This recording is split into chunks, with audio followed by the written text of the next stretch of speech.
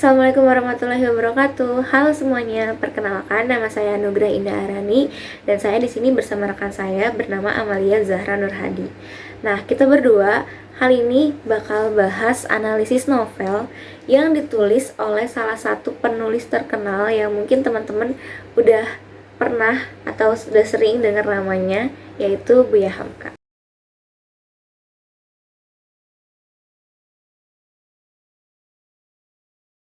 Sebelumnya kita bakal bahas dulu nih biografi dari Buya Hamka. Buya Hamka atau Abdul Malik Karim Amrullah lahir di Agam, Sumatera Barat pada 17 Februari 1908. Ayah Buya Hamka adalah seorang ulama dan ibunya adalah seorang ahli seni.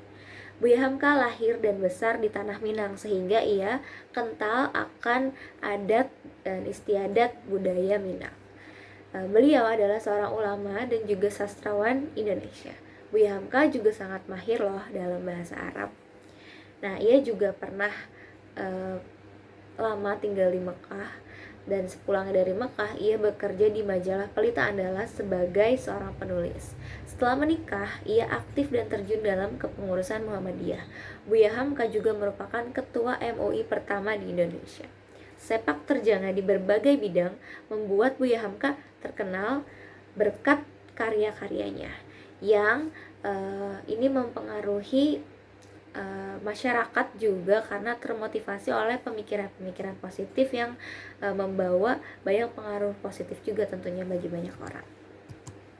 Nah, selanjutnya ada karya-karya Buya Hamka. Karya-karya Buya Hamka itu ada Tenggelamnya Kapal Van der Wijk, Di Bawah Lindungan Ka'bah, Ayahku Bukan Pembohong, Merantau ke Delhi, Tuan Direktur, Terusir, Di Tepi Sungai Dajlah, dan yang terakhir Dari Pembendaharaan Lama.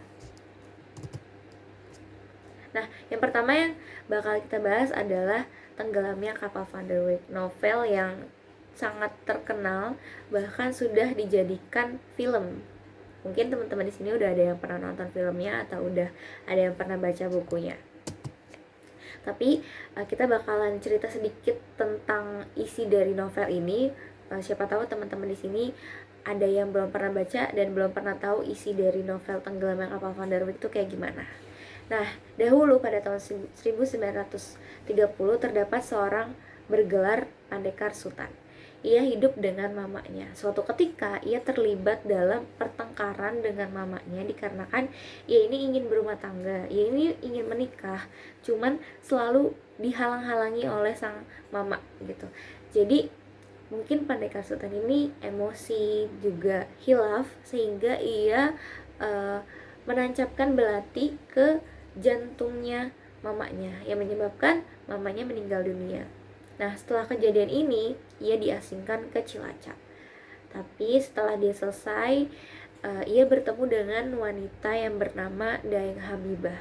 Mereka berdua jatuh cinta dan mereka memutuskan untuk menikah. Tidak lama mereka mempunyai anak bernama Zainuddin. Ketika Zainuddin kecil, Daeng Habibah dan ayahnya pergi wafat meninggalkan Zainuddin.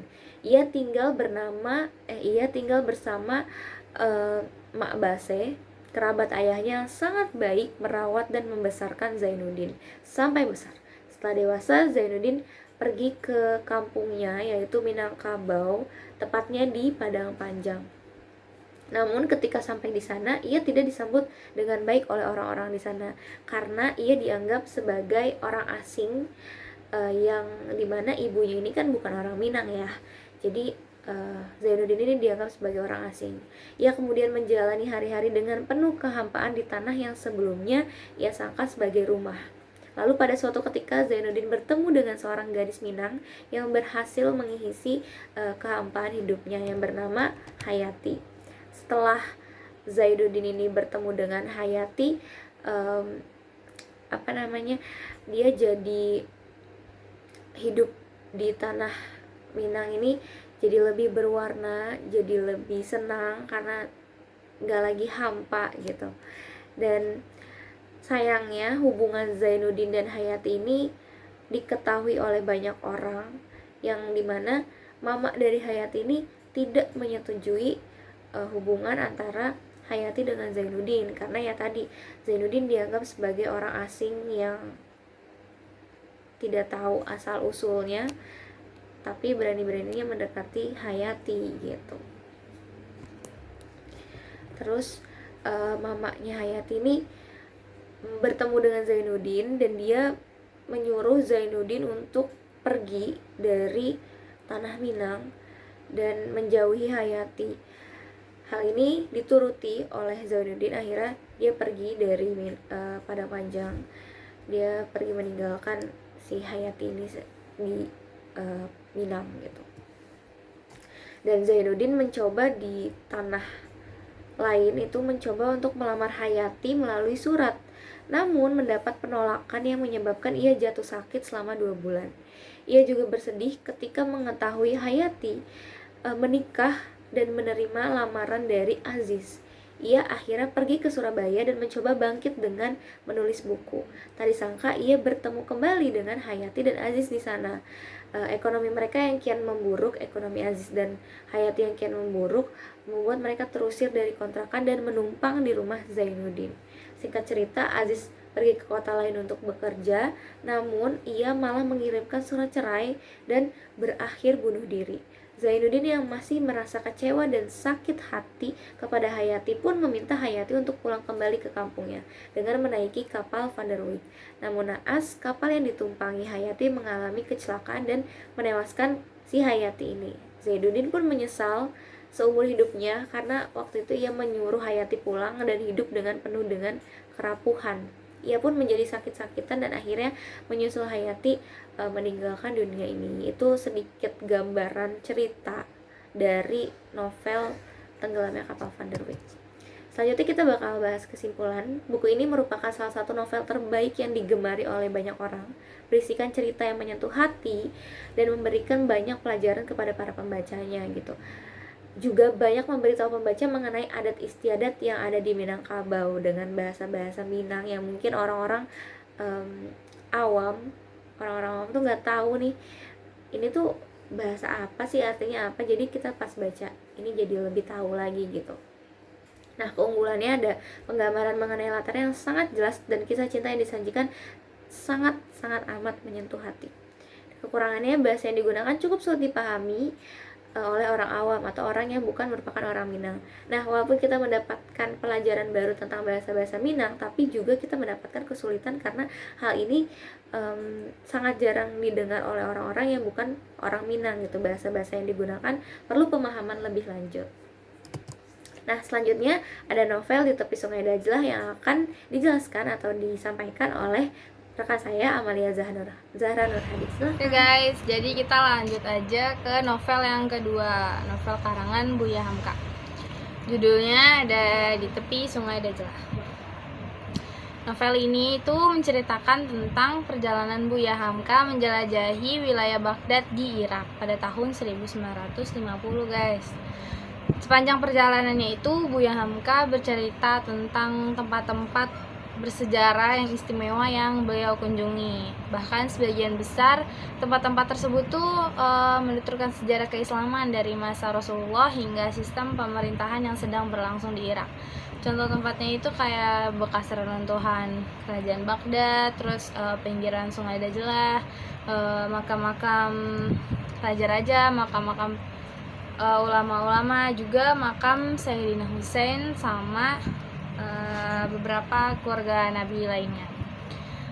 Cerita ini tuh mengungkap berbagai peristiwa sejarah Islam, dimulai dari pasca datangnya Islam sampai kondisi umat Islam pasca Perang Dunia I dan Perang Dunia II.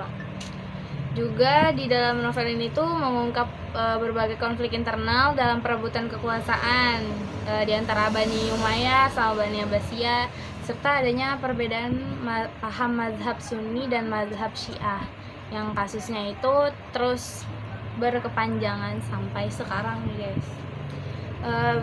Juga di dalam novel ini tuh menjelaskan tentang beragam persoalan yang membelit, jatuh bangun kekuasaan, pesona kejayaan negeri, dan kultur atau tradisi yang kuat kayak sejarah tanah Karbala sama tradisi sholat orang-orang yang bermazhab Syiah ya guys di bumi Irak.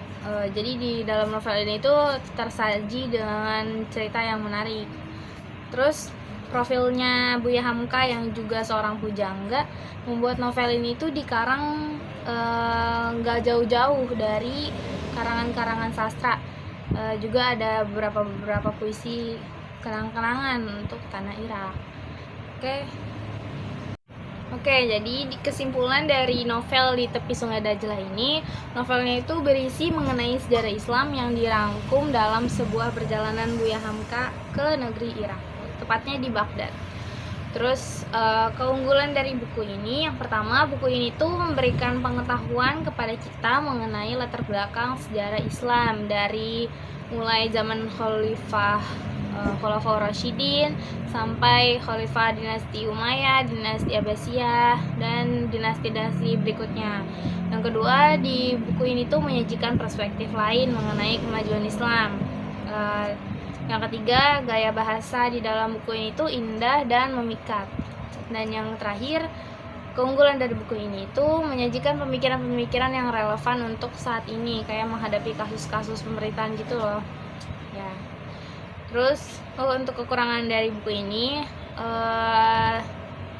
buku ini tuh tampak sedikit membosankan ya guys kalau dibaca oleh orang-orang awam yang nggak ngerti sama paham alur maju mundur novel ini. Gitu kekurangannya, karena bahasanya sedikit belit-belit gitu, kayak ntar maju ntar mundur lagi gitu.